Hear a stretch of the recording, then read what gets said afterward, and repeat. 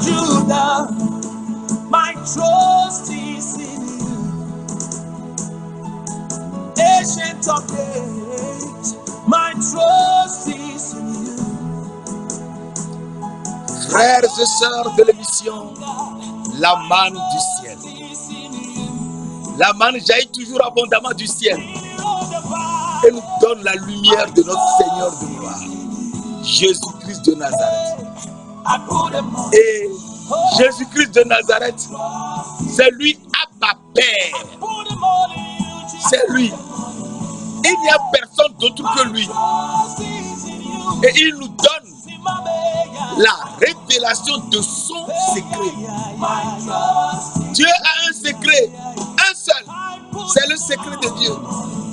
Et il veut qu'on soit au courant de ce secret afin qu'on l'adore.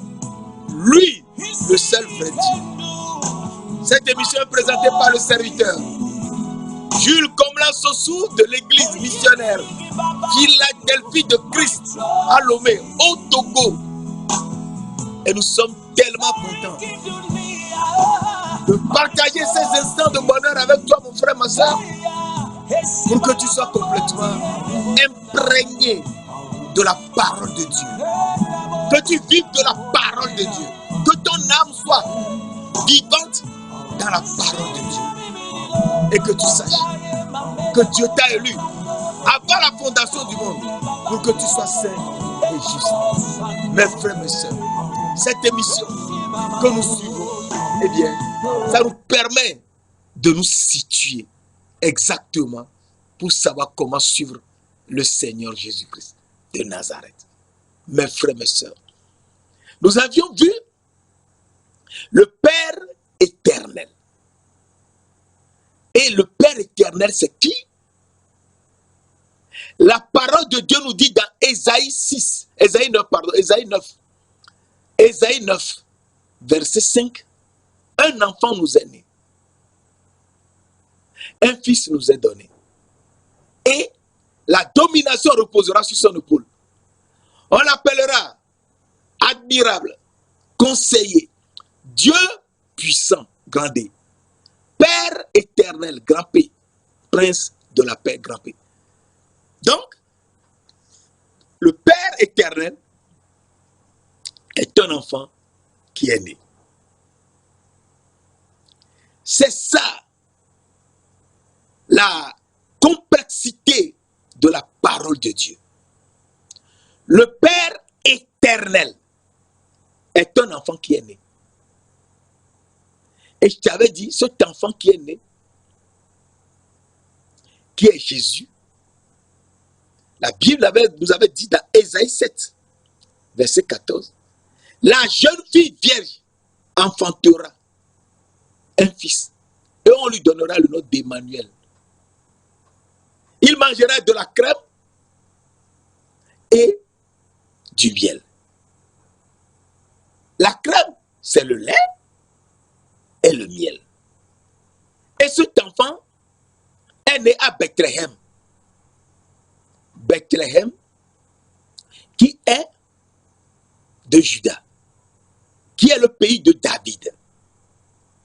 Et donc, à partir de ces paroles, il faut qu'on soit situé pour savoir ce que Dieu veut qu'on soit complètement au courant. Ce que l'on doit savoir. Et c'est Dieu seul qui peut nous l'apprendre. Et la parole de Dieu nous dit, et c'est très important, que cet enfant est né et est le Père éternel. Or, l'enfant qui est né à Bethléem, que Marie a enfanté, une femme seule, sans aucun rapport sexuel, une femme vierge, a enfanté un fils. C'est impossible, mais c'est possible. Eh bien, cet enfant, il est le Père éternel. Et en tant que Père éternel, c'est le Dieu éternel, oui, c'est le Dieu éternel. d'éternité en éternité, tu es Dieu.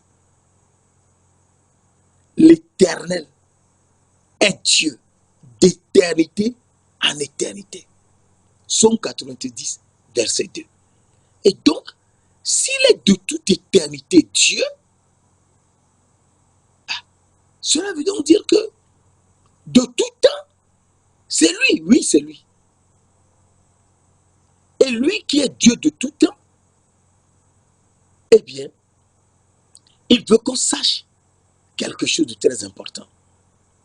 Il veut qu'on sache que lui qui est Dieu de tout temps, eh bien, il est venu sur cette terre et c'est lui la parole de Dieu.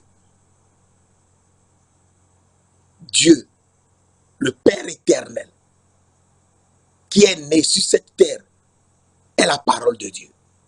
Jean 1 nous dit, Jean 1, et c'est très important, Jean 1, nous lisons rapidement. Dans Jean 1, la parole de Dieu nous dit, verset 1, qui est un verset très important. Au commencement était la parole. Et la parole était avec Dieu. Et la parole était Dieu. Si la parole était avec Dieu, donc la parole était l'âme de Dieu. Et la parole était Dieu. Donc au commencement était la parole. La parole c'est Dieu le Père.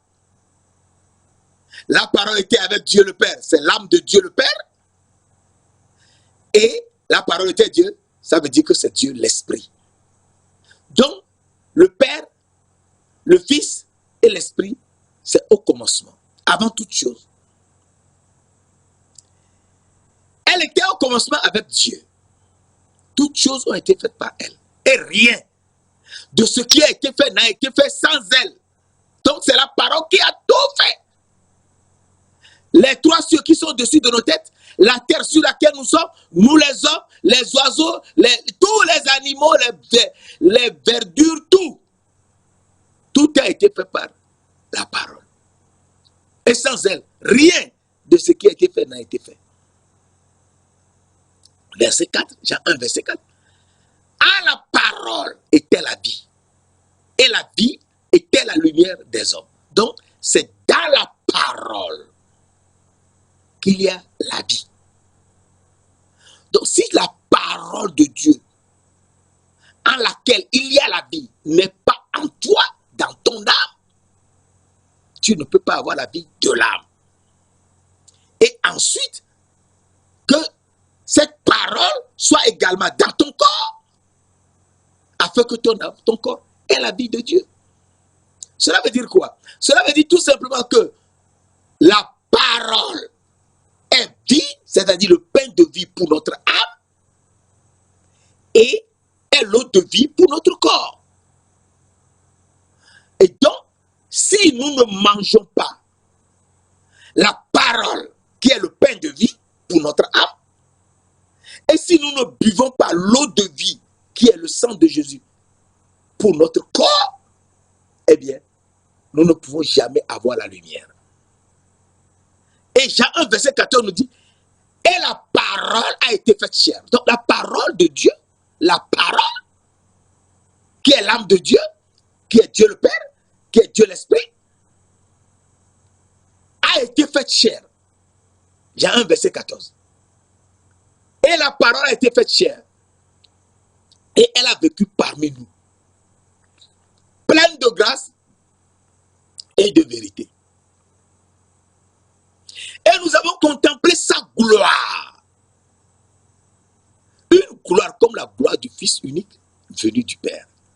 Donc, la parole, qui est Dieu le Père, qui est Dieu le Fils, c'est-à-dire l'âme de Dieu, et qui est Dieu l'Esprit, a été faite chair. Et elle a habité parmi nous pleine de grâce et de vérité. Donc la parole a été faite chair. Oh, la parole, nous l'avons vu. Au commencement était la parole. La parole était le Père. Dieu le Père était la parole, Dieu le Père. Et la parole était avec Dieu. C'est-à-dire l'âme de Dieu. c'est-à-dire Dieu le Fils. Et la parole était Dieu, Dieu l'Esprit. Et nous avons vu qu'elle a été faite chair. Donc la parole s'est faite chair. Et elle a vécu parmi nous pleine de grâce et de vérité. Qui a vécu parmi nous pleine de grâce et de vérité? Alors, Jean verset 17, nous y répondons. Mes frères, mes sœurs, il faut qu'on suive la parole de Dieu. Jean verset 17 nous dit, la loi a été donnée par Moïse. La grâce et la vérité sont venues par Jésus-Christ. Donc, elle a habité parmi nous plein de grâce et de vérité. La parole a été faite chair et elle a habité parmi nous plein de grâce et de vérité. La parole qui a été faite chair, donc c'est Jésus-Christ. Puisqu'on nous dit, par Jésus-Christ, la loi a été donnée par Moïse. La grâce et la vérité sont venues par Jésus-Christ. Et la parole a été faite chair. Elle a habité parmi nous plein de grâce et de vérité. Jésus-Christ est venu avec la grâce et la vérité. Et donc, c'est Jésus-Christ qui est la parole. C'est Jésus-Christ qui est la parole de Dieu. C'est l'âme de Dieu. C'est Dieu le Père. C'est Dieu l'Esprit. Et verset 18 nous dit, personne n'a jamais vu Dieu. Le Fils unique qui est dans le sein du Père est celui qui l'a fait connaître. Donc, le Fils unique est l'âme de Dieu. Et c'est lui qui nous a fait connaître le Père. C'est lui l'âme de Dieu. Comment l'âme de Dieu? Oui, c'est lui l'âme de Dieu. Je t'avais dit la dernière fois, Hébreux 10, verset 38, ça tient un verset très important qu'il faut savoir. Hébreux 10, verset 38 nous dit, et mon juste vivra par la foi. Mais s'il se retire, mon âme, c'est Dieu qui parle, mon âme ne prend pas plaisir à lui. Donc l'âme de Dieu ne prend pas plaisir. Donc l'âme de Dieu, c'est Jésus-Christ. Hébreux 10, verset 38. Tu peux lire jusqu'à 39. Et donc à partir de là, nous comprenons que Jésus-Christ est l'âme de Dieu. Et Jésus-Christ qui est l'âme de Dieu, c'est Dieu le Père et c'est Dieu l'Esprit. Et donc à partir de ces notions, nous savons que d'éternité en éternité, c'est lui le Père éternel. Le Père éternel, qui est le Père de gloire, que nous avions vu. Jésus-Christ, le Seigneur de gloire, qui a été crucifié pour nous, et l'Esprit de gloire. Et donc, à partir de ces notions, nous savons très bien que Jésus-Christ est invisible, immortel. Il est le seul Dieu. Et personne ne peut changer cela. 1 Timothée 1, verset 17 nous dit, au roi des siècles, il est le roi des siècles. Immortel, il est immortel. S'il meurt, c'est pour quelque chose. Qu'il était mort pour nous sortir des ténèbres et nous ramener à sa propre lumière. Alléluia. Et invisible, c'est lui le Dieu invisible. D'éternité en éternité, il est invisible. S'il veut, on le voit. S'il ne veut pas, on ne peut jamais le voir. Et je t'avais dit qu'on avait fait une étude sur le Dieu invisible qui se trouve sur YouTube dans la série Le Serviteur Jules Komlan Sossou. Et donc, il est invisible, il est immuable et il est le même Dieu. Le même. Et nous avons développé suffisamment qu'il est le même. Il est également le Dieu tout-puissant. C'est lui le tout-puissant qui était apparu à Abraham et lui a dit, marche devant ma face et sois intègre. L'Éternel, je suis le Dieu tout-puissant. Marche devant ma face et sois intègre. Et le Dieu tout-puissant s'est manifesté également à Isaac. Dans Genèse 28, verset 3, c'est le Dieu tout-puissant qui gardera et Jacob. C'est ce que Isaac a dit. Et donc Isaac aussi a vu le Dieu tout-puissant. Oui, il a vu le Dieu tout-puissant qu'il a béni. et qu'il a fait rendu et riche en toutes choses. Et Jacob également a vu le Dieu Tout-Puissant. Genèse 35, verset 11. Il a vu le Dieu Tout-Puissant. À partir de ces notions, nous comprenons que le Tout-Puissant est venu sur la terre. Oui. Le Tout-Puissant est venu. Et c'est l'Éternel des armées. Ésaïe 6, verset 3 à 5 nous dit, Saint, Saint, Saint est l'Éternel des armées. Toute la terre est remplie de sa gloire. Verset 5. Et mes yeux ont vu, Ésaïe 6, verset 5. Et mes yeux ont vu le roi grand air, l'Éternel des armées. Donc l'Éternel des armées est le roi des siècles. C'est le roi des siècles. Immuable, immortel, invisible, seul Dieu, d'éternité en éternité, c'est lui. Et nous voyons que c'est lui le Dieu Tout-Puissant. Et nous remarquons que Saint Apocalypse 4, verset 8, Saint est le Seigneur Dieu, le Tout-Puissant, celui qui était, qui est et qui vient. Donc, le Tout-Puissant, c'est le Seigneur Dieu. C'est lui qui est saint. C'est lui qui était avant la fondation du monde, qui est aujourd'hui, qui est je suis et qui vient éternellement. À partir de là, nous savons que on parle du Seigneur Jésus-Christ. Hébreux 13, verset 8 nous dit, Jésus-Christ est le même, il ne change pas. Hier, aujourd'hui et éternellement. Donc à partir de ces notions, nous comprenons que Jésus-Christ, c'est lui le Père éternel, vraiment. Oui, c'est lui le Père éternel. L'enfant qui est né est le Père éternel. Donc le Père éternel est venu jusqu'à nous sur la terre pour nous sauver. Mes frères, mes sœurs, il faut qu'on le suive. C'est lui qu'il faut suivre. Ce n'est pas un homme qu'il faut suivre, ni les discours d'un homme, ni les connaissances d'un homme. On ne peut rien connaître. Tout est dans la Bible. Tout est dans la Bible. Je répète, tout est dans la Bible. Et donc, c'est lui qu'on doit suivre, nous tous. Si on ne le suit pas, eh bien, on tombe dans les ténèbres. Jésus-Christ nous a dit, dans Jean 8, verset 12, je suis la lumière du monde. Celui qui me suit, il faut suivre le Seigneur Jésus. Il faut suivre le Seigneur Jésus-Christ. Celui qui me suit ne marchera pas dans les ténèbres, mais il aura la lumière de la vie.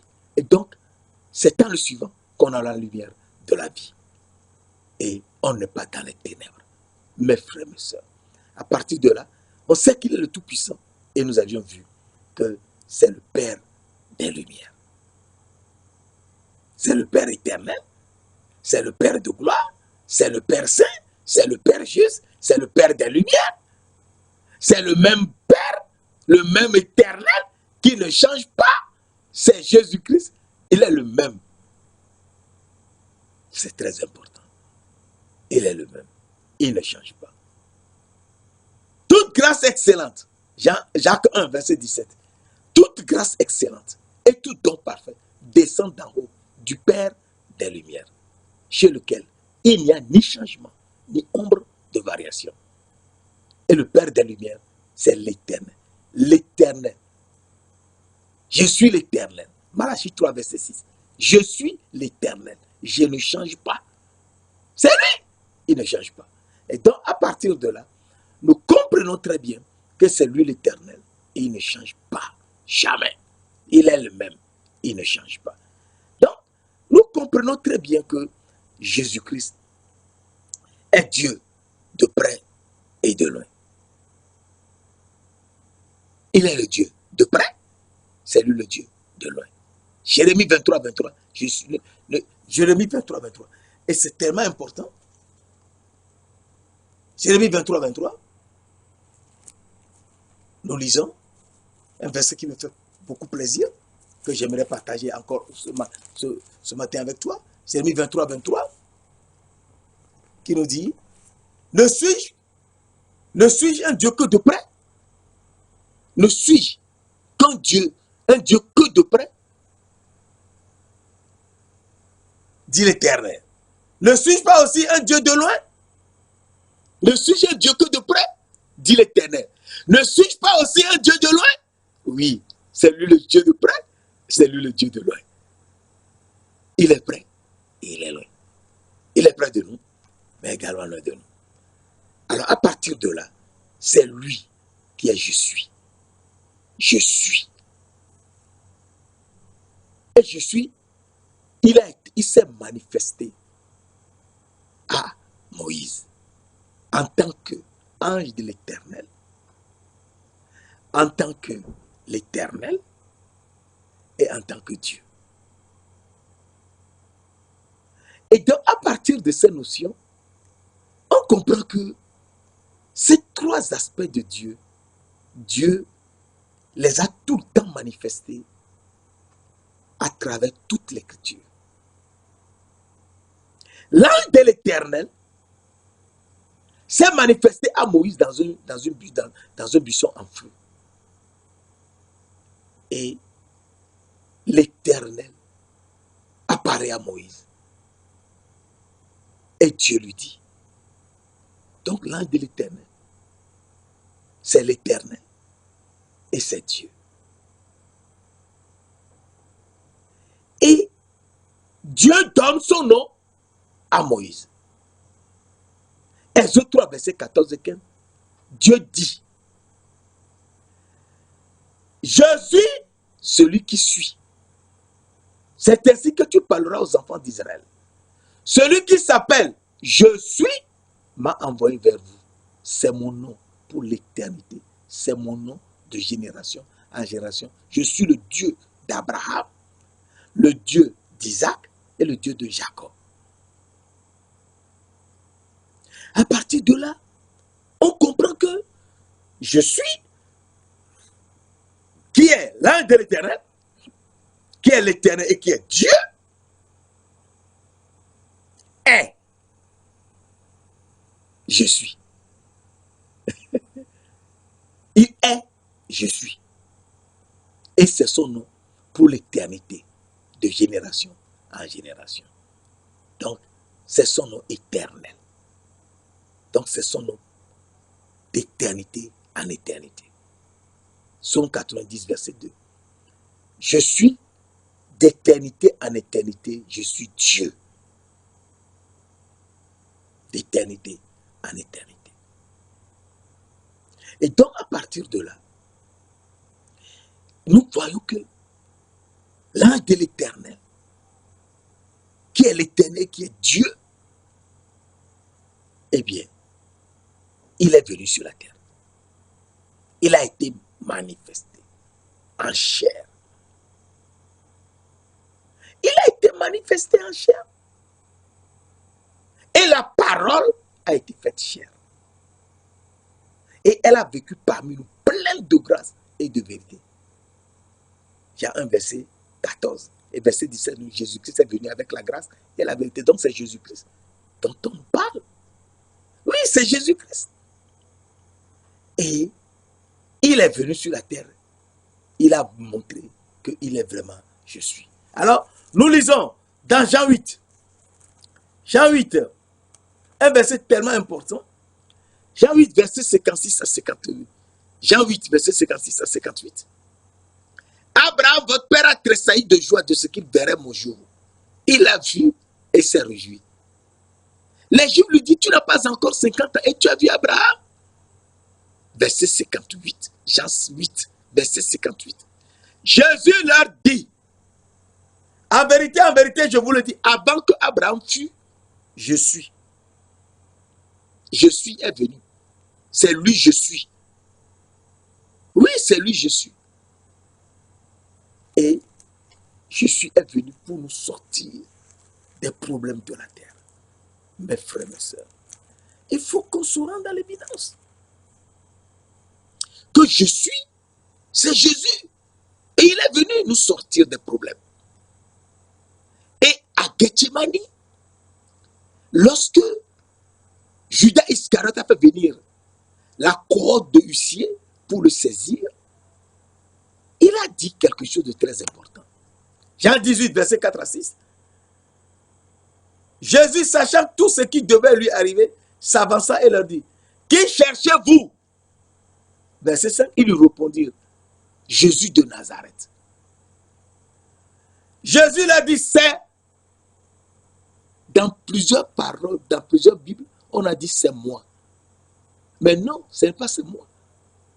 Jésus leur dit, je suis.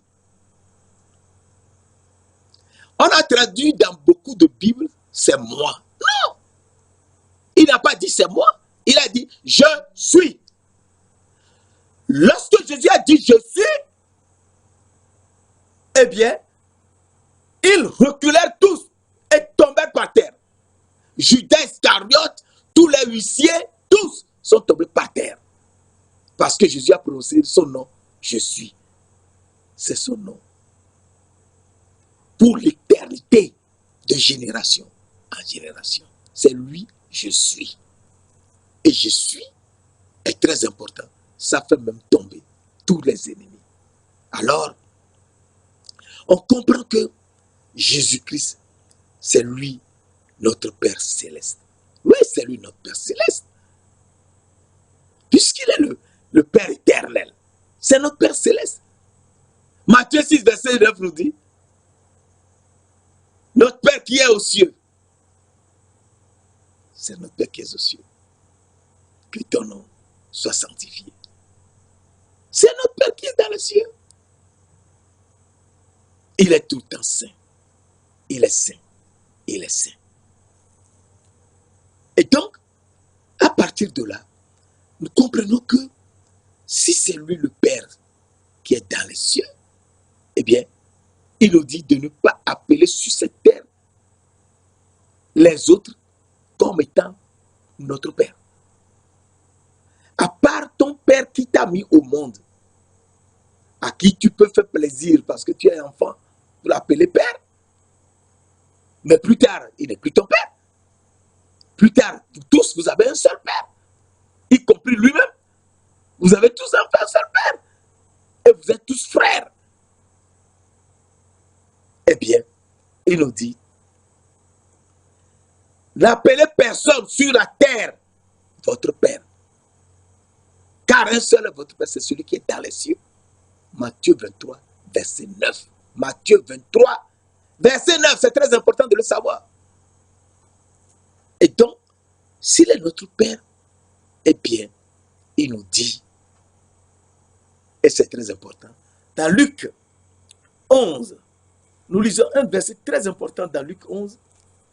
Luc 11, verset 13, un verset très important qui nous dit,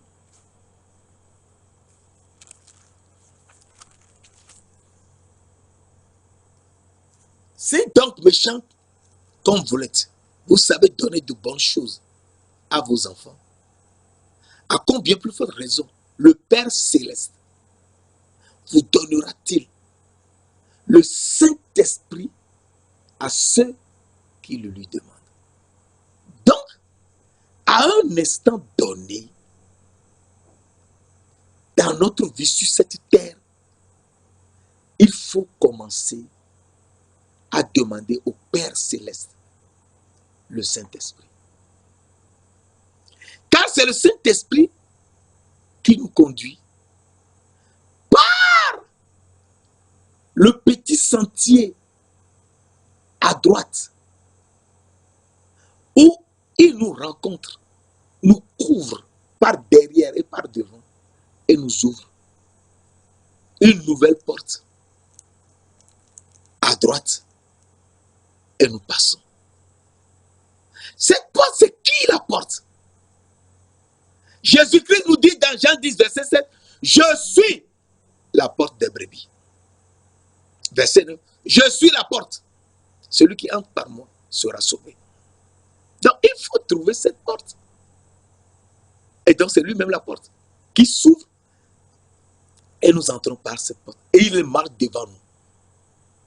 Jean 10, verset 4. Lorsqu'il a fait sortir toutes ses propres brebis, il marche devant elles. Et les brebis le suivent. Jean 10, verset 4. Donc, il faut savoir que d'abord, tu dois être une brebis et apprendre à suivre le Seigneur Jésus-Christ. Et tu passes par le chemin. Et chemin faisant, eh bien, tu deviendras un agneau. Donc, Jésus-Christ est notre Père Céleste, oui. S'il est notre Père Céleste, c'est lui, Abba Père. Voilà. C'est lui, Abba Père. Mes frères, mes sœurs, il faut qu'on sache, et c'est tellement important, que Jésus, c'est lui qui est Abba Père. Et Abba Père veut qu'on sache que sans lui, on ne peut jamais. C'est lui le Père éternel. C'est lui Abba Père. Dans Marc 14, verset 36. Marc 14, verset 36. La parole de Dieu nous dit, Jésus dit à Gethsemane, il dit, Abba Père, toutes choses te sont possibles. Jésus dit, Abba Père, toutes choses te sont possibles. Mais c'est Jésus même qui parle, qui prie. Oui, c'est Jésus qui prie. Et il dit, Abba Père, toutes choses te sont possibles. Éloigne de moi cette coupe. Toutefois, non pas ma volonté, mais ta volonté. Ah! Et donc, c'est Jésus-Christ qui nous enseigne qui est le Père, Abba Père. Et Abba Père, toutes choses lui sont possibles. Or, dans Matthieu 19, verset 26, nous lisons un verset très important. Jésus les regarda et leur dit, aux hommes cela est impossible, mais à Dieu tout est possible. Donc, c'est Jésus qui parle, oui, c'est Jésus qui parle. À Dieu tout est possible, oui. Et il dit, éloigne de moi cette coupe. Toutefois, non pas ma volonté, mais ta volonté. Quelle est la volonté de Dieu, Abba Père? Donc Dieu qui nous a créés, qui est Abba Père. Dieu qui nous a créés, il ne faut jamais oublier que Dieu qui nous a créés sur cette terre, c'est l'Esprit de Dieu. Dieu qui nous a créés sur cette terre, c'est l'Esprit de Dieu. Job 33, verset 4 nous dit, l'Esprit de Dieu m'a créé, le souffle du Tout-Puissant m'anime. Et donc Dieu, notre Créateur, c'est l'Esprit de Dieu. Et il nous dit, c'est lui, l'Éternel Dieu, qui a formé l'homme de la poussière de la terre. Il a soufflé dans ses reins un souffle de vie et l'homme était devenu un être vivant. Et comment l'homme était devenu? C'est l'Esprit de Dieu, l'Esprit de vie, qui a soufflé l'homme dans la poussière de la terre. Donc, c'est l'Esprit de Dieu qui a créé l'homme. Job 33, verset 4. Et à partir de là, nous devons savoir quelle est la volonté de Dieu. La volonté de Dieu, il faut le savoir. La volonté de Dieu, c'est que dans Genèse 2, verset 15 à 17, Genèse 2, Versets 15 à 17. L'Éternel Dieu qui a formé l'homme de la poussière de la terre lui a dit de cultiver le jardin et de le garder. Et l'Éternel Dieu donna cet ordre à l'homme. Donc nous commençons à connaître la volonté de Dieu. L'Éternel Dieu donna cet ordre à l'homme. Tu pourras manger de tous les arbres du jardin, mais tu ne mangeras pas l'arbre de la connaissance du bien et du mal, car le jour où tu en mangeras, tu mourras. Et Genèse 2, verset 9, Dieu qui a planté un jardin en Éden, un jardin d'arbres de toute espèce, agréable à voir et bon à manger. Et l'arbre de la vie au milieu du jardin et l'arbre de la connaissance du bien et du mal. Donc, l'arbre de la vie est au milieu du jardin et également l'arbre de la connaissance du bien et du mal qui est au départ du jardin. Donc, l'homme doit suivre son créateur jusqu'à trouver l'arbre de la vie, le manger et être ce que le créateur veut qu'il soit en l'amenant sur cette terre. Mais l'homme, ne l'ayant pas fait, a mangé l'arbre de la connaissance du bien et du mal et était devenu aveugle et a perdu les habits de son âme. Il était devenu nu. Dieu, avant de le chasser du jardin d'Éden, a tué un bélier et a enlevé sa peau et leur avait fait un habit à Adam et Ève. Genèse 3, verset 21. C'est très important.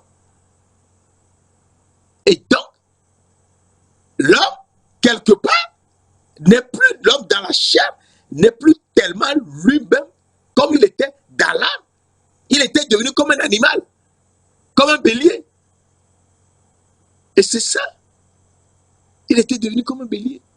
Juste faire des enfants. C'est ce qui nous préoccupait. Et donc, Dieu de gloire nous montre aujourd'hui ce qu'il veut faire de nous. Et qu'on le suive. Il est notre Père. Donc sa volonté, c'est que nous le suivions jusqu'à découvrir l'arbre de la vie. Et c'est ça l'objet de notre création sur la terre. Il ne faut pas oublier que Dieu a formé l'homme de la poussière de la terre. Et la terre a été fondée par la sagesse de Dieu. Proverbe 3, verset 19. Et donc, le corps que nous avons, qui est visible, qui est animé par notre âme, qui a été soufflé par l'Esprit de Dieu, l'Esprit de vie dans la poussière de la terre, Genèse 2, verset 7. Eh bien, la terre est fondée par la sagesse de Dieu. Donc Dieu nous a soufflé dans une partie de sa sagesse. Et cette sagesse que Dieu, dans laquelle Dieu nous a soufflé, eh bien, nous devons savoir que Proverbe 3, verset 18 nous dit, la sagesse est un arbre de vie. Pour ceux qui la saisissent. Et ceux qui la possèdent sont heureux. Et donc, il nous faut la sagesse. Et cette sagesse, c'est de trouver l'arbre de vie et le manger. La sagesse est un arbre de vie pour ceux qui la saisissent. Et ceux qui la possèdent sont heureux. Proverbe 3, verset 18. Et donc, l'homme doit tout faire pour garder la sagesse de Dieu, trouver l'arbre de vie, saisir manger et être heureux. Et donc, l'homme doit tout faire. Et cette volonté de Dieu, nous devons comprendre que Dieu nous l'esprit mieux.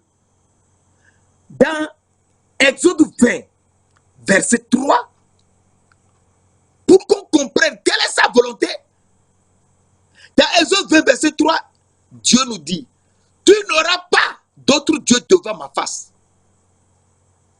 Oui, il ne faut pas que quelqu'un ou quelque chose, ou un ange, ou quoi que ce soit, se fasse Dieu devant nous. Non, nous n'avons affaire qu'à notre Père qui est Dieu, qui est le Père céleste. C'est lui, Abba Père. C'est lui le Père éternel. C'est lui le Père de gloire. C'est lui le Père des miséricordes. C'est lui le Père des lumières. Nous n'en avons pas d'autre. C'est lui le Père saint. C'est lui le Père juste. Et c'est lui Jésus-Christ. Mes frères, mes sœurs. Alors, Abba Père, il faut qu'on sache que c'est la parole de Dieu. Ce que Dieu nous a dit dans le jardin d'Éden, sa parole, c'est ce qu'il nous faut. C'est ce qu'il faut que nous mangions. C'est ça, c'est la parole de Dieu qui est l'arbre de la vie. La parole de Dieu. C'est très important. Deutéronome 8, verset 3 nous dit, et un verset très important, Deutéronome 8, verset 3, il t'a humilié, il t'a fait souffrir de la faim, et t'a nourri de la manne que tu ne connaissais pas et que n'avait pas connu tes pères, afin de t'apprendre que l'homme ne vit pas de pain seulement, mais que l'homme vit de tout ce qui sort de la bouche de Dieu. De tout ce qui sort de la bouche de l'Éternel. Deutéronome 8, verset 3. L'homme ne vit pas de pain seulement, mais l'homme vit de tout ce qui sort de la bouche de l'Éternel. Alors Jésus nous reprend cela dans Matthieu 4, verset 4. Il est écrit, l'homme ne vivra pas de pain seulement, mais l'homme vivra de tout ce qui sort de la bouche de Dieu. Donc, ce qui sort de la bouche de Dieu, c'est la parole de Dieu. L'homme vit de la parole de Dieu. L'âme de l'homme vit de la parole de Dieu. Pas de la parole d'un homme, pas de la parole d'un esprit, mais de la parole de Dieu le Père. Et la parole de Dieu le Père, c'est qu'il n'y aura pas d'autre Dieu devant sa face. Tu n'auras point d'autre Dieu devant ma face. C'est Dieu l'Éternel, seul qui est Dieu. C'est lui, Dieu le Père, Dieu le Fils, Dieu l'Esprit. C'est lui seul qui est Dieu. Il n'y en aura point d'autre. Et donc, nous comprenons que c'est lui Abba Père. Oui. Alors, Romains nous dit, Romains 8, nous voyons un verset dans Romains 8, verset 15. Et vous n'avez point reçu un esprit de servitude pour être encore dans la crainte. Mais vous avez reçu un esprit d'adoption par lequel nous crions Abba Père. Mais vous avez reçu un esprit d'adoption par lequel nous crions Abba Père. Verset 16, l'esprit lui-même rend témoignage à notre esprit que nous sommes enfants de Dieu. Et donc à partir de là, eh bien, c'est l'esprit de Dieu qui rend, c'est l'esprit d'adoption qui fait de nous des enfants adoptifs de Dieu. Et nous crions Abba Père. Oui, c'est lui Abba Père. Oui, c'est lui Abba Père. C'est lui Abba Père. Alors, Galates nous dit, Galates 4, Galates 4, verset 6 et 7. Et parce que vous êtes fils, nous étions enfants tout à l'heure, ici maintenant nous sommes fils, il y a eu une évolution. Et parce que vous êtes fils, Dieu a envoyé dans nos cœurs l'esprit de son fils, lequel crie Abba Père. Donc, il y a une évolution. Celui qui fait la volonté de Dieu est un enfant adopté et en tant qu'enfant, il devient fils de Dieu. Comme Jésus-Christ est fils de Dieu, est le fils de Dieu. Galates 4, verset 6. Et parce que vous êtes fils, Dieu a envoyé dans vos cœurs, dans nos cœurs, l'esprit de son fils, Jésus-Christ, fils de Dieu, lequel crie Abba Père. Et donc, nous aussi, étant aujourd'hui des fils de Dieu, nous disons Abba Père. Car nous sommes fils de Dieu. Et donc notre prière doit changer. Nous sommes aujourd'hui des fils de Dieu. Verset 7. Ainsi tu n'es plus esclave, mais tu es fils. Et si tu es fils, tu es aussi héritier par la grâce de Dieu. Et donc, nous sommes fils. Et donc, nous sommes aujourd'hui héritiers. Héritiers, oui. Nous sommes héritiers. Alors, Éphésiens nous dit, Éphésiens 3, verset 6 nous dit, ce mystère, c'est un mystère, être fils de Dieu, c'est un mystère. Ce mystère, c'est que les païens sont co-héritiers, forment un même corps avec Jésus-Christ et participent à la même promesse en Jésus-Christ par l'évangile. On aura l'occasion de redévelopper cet aspect. C'est très profond. Mais je voudrais te montrer que si tu es fils, tu es héritier de la promesse de Dieu. C'est un mystère que personne ne peut comprendre sinon Dieu lui-même. C'est un mystère. C'est un mystère. Et c'est un mystère très profond. Et ce mystère, c'est Jésus qui nous donne. Nous lisons dans 1 Corinthiens, je te montre un verset très important. Dans 1 Corinthiens 2, verset 6 à 8, un verset très important, je te montre cela rapidement. Cependant, c'est une sagesse que nous prêchons parmi les parfaits. Sagesse qui n'est pas de ce siècle, ni des chefs de ce siècle, qui vont être anéantis. Verset 7.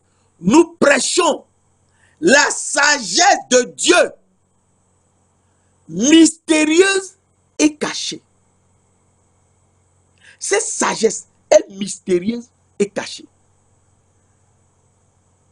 Que Dieu, avant les siècles, donc avant la fondation du monde, avait destiné pour notre gloire.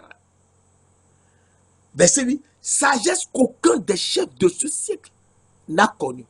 Car s'ils l'eussent connu, ils n'auraient pas crucifié le Seigneur de gloire. Donc, le fait de crucifier le Seigneur de gloire, c'est que les gens qui ont fait cela, ils n'avaient aucune sagesse. Mais Dieu, c'est un mystère qu'il a présenté et qu'il a caché depuis avant la fondation du monde. Et il révèle cela aujourd'hui par Jésus-Christ qui a été cloué à la croix. Il a été cloué à la croix. Pourquoi? Parce qu'il avait dit dans Genèse 3, verset 15, la postérité de la femme, une femme seule, allait enfanter un fils, et ce fils écrasera la tête du serpent. Et Jésus a écrasé la tête du serpent. Il est écrit, Matthieu 4, verset 1 à 11. Et tu lui mordras le talon. Sur la croix, quand on a cloué Jésus, les mains et les pieds, on a cloué les pieds, eh bien, tu mordras au talon. Jésus a été mordu au talon par le serpent. Il a été mordu au talon. Au pied, on l'a cloué au pied. Et étant cloué au bois, au pied, eh bien, la prophétie donnée dans Genèse 3, verset 15, a été complètement réalisée. Mais, et c'est ça Dieu, le Dieu de mystère. Dieu a amené quelque chose sur cette terre pour nous. Et ce quelque chose, je t'en parle rapidement et nous allons à la fin. Dieu a amené quelque chose sur cette terre. Ce quelque chose, c'est que en lui, ça se trouvait en lui-même. Jésus-Christ a amené quelque chose sur cette terre. Et c'est ça la révélation. C'est en lui-même. Lorsqu'on l'a percé à la croix, eh bien, ce qui nous a amené est sorti de lui. Qu'est-ce qui est sorti? Alors, Jean 19. Jean 19. Nous lisons dans Jean 19, verset 33. 34. La parole de Dieu nous dit, s'étant approché de Jésus et le voyant déjà mort, ils ne lui rompirent pas les jambes. Mais un des soldats lui perça le côté. Et aussitôt, il sortit du sang et de l'eau. Donc, Jésus a amené son sang et de l'eau pour nous sur la terre. Et cela, les gens n'ont jamais su ça. Oui, c'est un mystère. Il a amené du sang et de l'eau. Zacharie nous dit, Zacharie 12, verset 10, nous dit un verset très important. Zacharie 12, verset 10. Alors je répandrai sur la maison de David et sur les habitants de Jérusalem un esprit de grâce et de supplication. Et ils tourneront les regards vers moi, celui qu'ils ont percé. Ah. Donc l'Éternel dit, ils tourneront les regards vers lui-même, l'Éternel, celui qu'ils ont percé. Oui, c'est lui, l'Éternel, qu'on a percé sur la croix. On l'a percé. Et du sang et de l'eau sont sortis. Du sang et de l'eau, oui. Du sang et de l'eau sont sortis. Et il nous lave avec l'eau paisible, puisqu'il est le prince de la paix. L'eau qui est sortie de lui, c'est l'eau paisible. Somme 23, verset 2, il me dirige près des eaux paisibles. Et là, il nous lave. Il nous lave de quoi? Il nous lave des péchés, des iniquités de Adam et de Ève. Il nous lave de tous ces péchés. Et deuxième chose, il nous sort, il nous lave de toute malédiction que Noé avait prononcée sur Canaan. Genèse 9, verset 20 à 27. Noé avait prononcé, a maudit Canaan, qui ne lui a rien fait, son petit-fils, qui ne lui a rien fait à la place du père de Canaan, qui s'appelait Cham. Et donc Dieu n'est pas d'accord, n'a été jamais d'accord avec Noé. C'est pour ça que dans toute la Bible, tu ne verras nulle part où Dieu dit Dieu de Noé. Nulle part. Donc à partir de là, nous comprenons que Dieu de gloire a versé son sang et de l'eau et nous lave avec cette eau. Et donc, l'Esprit de Dieu nous le montre. Et nous allons totalement à la fin. Dans 1 Jean 5. 1 Jean 5. 1 Jean 5, verset 6. C'est lui, Jésus-Christ, qui est venu avec de l'eau et du sang. Jésus-Christ est venu sur cette terre avec de l'eau et du sang. Non seulement avec l'eau seulement, mais avec l'eau et avec le sang. Et c'est l'Esprit qui rend témoin parce que l'Esprit est la vérité. 1 Jean 5, verset 6. Il est venu avec l'eau et le sang. Et l'eau nous purifie de toute souillure, de tout péché d'Adam et Ève et de toute malédiction prononcée par Noé sur Canaan. Nous lave. Et donc, il restaure notre âme. Psaume 23, verset 3. Il restaure notre âme. Il restaure notre âme. Eh bien, nous sommes purifiés, nous sommes restaurés et l'Esprit de Dieu nous reconduit encore. Saint-Esprit, Esprit de Dieu vivant, Esprit de gloire, Esprit Saint, nous te louons, nous t'exaltons, nous te donnons gloire et adoration. Tu es l'Esprit juste, car ce que tu as fait pour nous est extraordinaire. Montre-nous encore des révélations extraordinaires, des mystères cachés de Dieu, afin qu'on sache qu'on est choisi avant la fondation du monde, que notre nom est écrit dans le livre de vie de l'agneau et qu'on le suive pour aller dans la vie éternelle, en mangeant le fruit de l'arbre de la vie et qu'on boive l'eau de vie qui est le sang de Jésus-Christ. Merci de nous l'avoir fait au nom précieux de notre Seigneur Jésus-Christ de Nazareth. Amen.